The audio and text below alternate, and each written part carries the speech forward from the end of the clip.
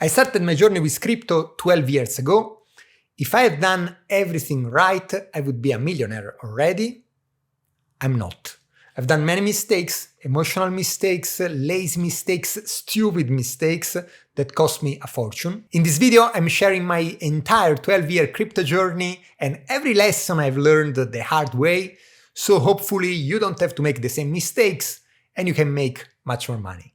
I still remember the first time I heard about Bitcoin. I was sitting on a couch talking with a friend about economy, and I was arguing that humanity really needed a currency that would have not been so much inflationary, that would just represent the world resources, that would not have been controlled by any central bank, nation or government. And he replied to me, "Do you know that exists already, right? It's called Bitcoin." I say, "What?" Yes. Now, I wouldn't buy it now. It's very expensive. The price is very high, but it already exists. Check it out when you have time. Bitcoin. It was the end of 2013. At that time, we didn't have TradingView charts, but it was around here. A couple of years later, in 2015, I was convinced. I believed money should be nation agnostic, and the price of Bitcoin went down a lot. It was around $300. At that time, unfortunately, I didn't have much to invest. I was 30, no real job, no big savings, but I really wanted to buy a couple of Bitcoins. So I googled how to buy Bitcoin. And now, you would find guides, YouTube videos, Coinbase, Binance. It would be easy. But at that time, it looks very confusing. Everything seems very shady, very scammy. Websites that were saying, "Oh, yes, send me the money. I will transfer you the Bitcoin." The exchanges look like programmed by amateurs in their garages. Stuff like, I don't know, Bitstamp, Ubit, BitGrail. Like, I remember clearly the word bit was very in at that time, like if bit would be the future or something. I had maybe €1,000 total at that time, and I couldn't trust this website enough to send them all my money. So I had the money, I was convinced Bitcoin was the future, but I didn't buy any. More than 10 years later, and I still regret it. So here is lesson number 1. Conviction requires action. If you truly believe something will be big in the future, AI, blockchain, quantum computer, humanoids, autonomous driving, whatever, don't just think about it. Find a way, do your research, overcome the obstacles, and invest in it. Don't let fear or laziness stop you. So let me be clear, at that time blockchain technology was not easy to learn. But honestly, I was just too lazy. I smoked too many joints, playing too many video games, and instead of study and learn how to protect myself by these scammy exchanges, I preferred to quit and gave up. So, big mistake, huge mistakes, but don't worry, it's not the only one. This is just the beginning.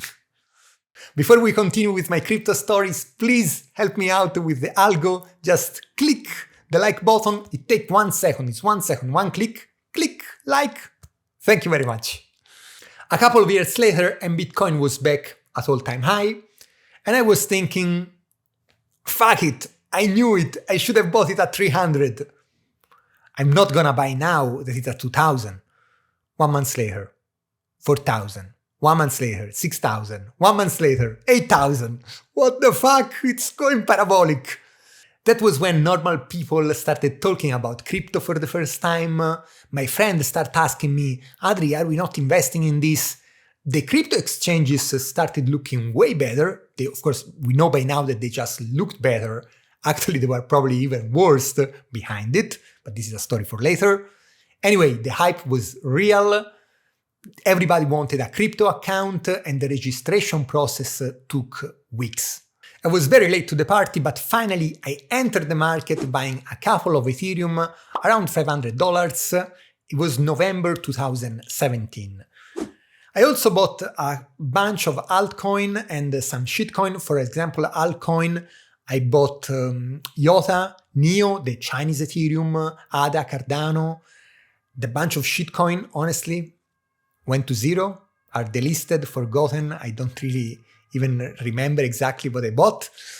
So in total, I think I invested around $2,000, and I didn't touch Bitcoin because it was too painful to see Bitcoin at 8,000, 10,000, 15,000 after missing the train since 300.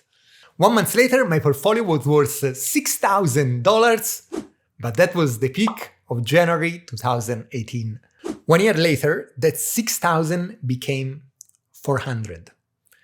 Welcome to crypto volatility. My portfolio was destroyed. I was destroyed. I managed not to buy at 300, to then buying with all the morons like me, following the hype and the FOMO near the peak of 2018. But here is where things changed. Even if I was broke, I didn't sell, I did the opposite. I start accumulating, I bought more. I remember reading headlines like, crypto are done, Ethereum $100 will never recover, and thinking, okay, perfect, this might be the bottom, let me buy some more. I bought more Ethereum right here at 85, and I kept buying all through 2019. This was the single best thing I did. It wasn't about being a genius, it was about having conviction when everybody else was afraid and scared. Lesson number 2. Be contrarian. When random people that know nothing about investing start getting in, start making easy money, everybody's happy, everybody is successful, that it's a good time to be selling, not buying. On the other hand, when everybody's fearful, the sentiment is super negative, no one even speaks anymore about crypto, and if they speak in a negative way, that was a good time to buy. And it's always like that. It was the same like recently in the stock market with the tariffs. Everybody panicked over tariffs, very good buying opportunity. Fast forward to 2020 during the COVID market. I didn't buy anything, I didn't sell anything, I just waited. Waited and waited. Was I right? Absolutely not. I lost some huge opportunities. For example, the first time I heard about Shiba Inu, we were here. Did I buy? Of course not. I didn't get this meme coin back then. To be honest, I'm not really getting it right now neither. But 100 baggers, more than 100 baggers, pass. NFTs, same story. I remember going to OpenSea, it was May 2021, I had a MetaMask account with 10 Ethereum inside, already connected to OpenSea, ready to go. Check the most popular project, Bored Apes. These are cool, I thought. Very cool. But one Ethereum for a JPEG of a stoned monkey connected to a token? I don't know, it's almost $3,000. I mean, it's cool, but $3,000. Let me pass again on these 100 beggars. Yeah. What can I say? Horrible choices. I let these life-changing opportunities pass by, watching, doing nothing. On the other hand, I was very happy and thrilled when I realized I almost had 100K in crypto, and when you have maybe 2,000 in your bank account, that makes a big difference. So when Ethereum hit $4,000, I sold all my coins.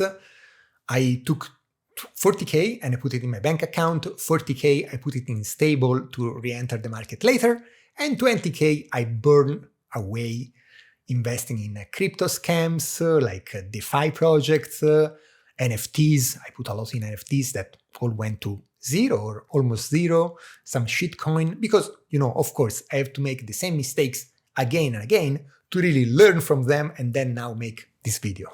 Lesson number 3. Hold your winners, but don't ignore new opportunities. My core holdings paid off incredibly well. HODL really works not only with crypto, it also works with stocks, but my inaction cost me big opportunities. So learn to recognize when you're early. Even if something looks stupid, like a dog meme coin or a monkey PNG connected to a token, ask your friends, do you know what are NFTs? If no one have heard about it, you are early. and it's okay to sell part of your winner holdings to invest in something new, stupid, that might be huge tomorrow. I could have kept 8 Ethereum and bought a couple of apes, and now I would be a millionaire. The last and very important lesson, I got it thanks to Sam and FTX. Yes, you already know the ending of this one. Actually, I didn't have an account personally. I gave 10,000 Tether to a friend to trade with it.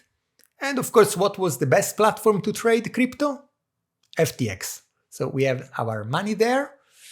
And the rest is history. We lost everything one day to the next. Luckily, 1 year later, we got around 80% back.